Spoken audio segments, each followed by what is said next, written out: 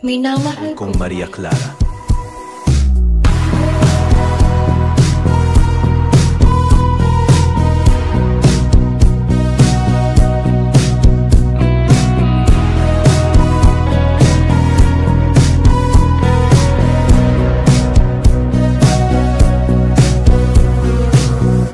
Ako'y sumusulat upang ipahayag ang aking pananabik.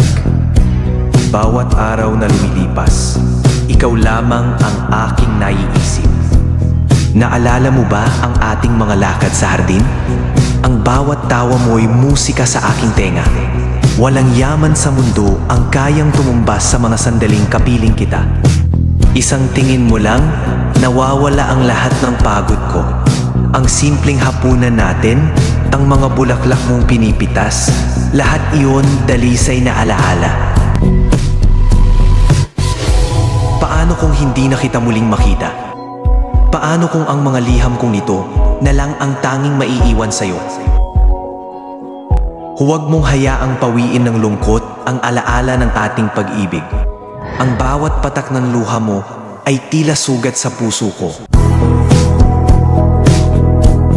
Kung may hiling man ako sa langit, ito ay isang sayaw pa.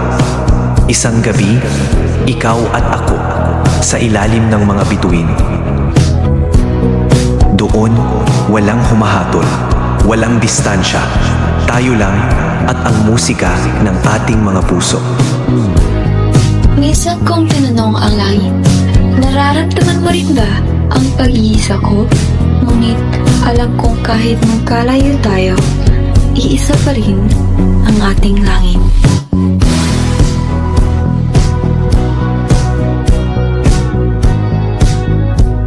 Sana'y napapaligiran ka pa rin ng tawa at saya, sapagkat iyan ang Maria Clara aking inibig. Masayahin, mapagmahal, at dalisay. Hindi ko alam kung kailan ka babalik, pero sa bawat liha mo, naroon ka. Buhay ka.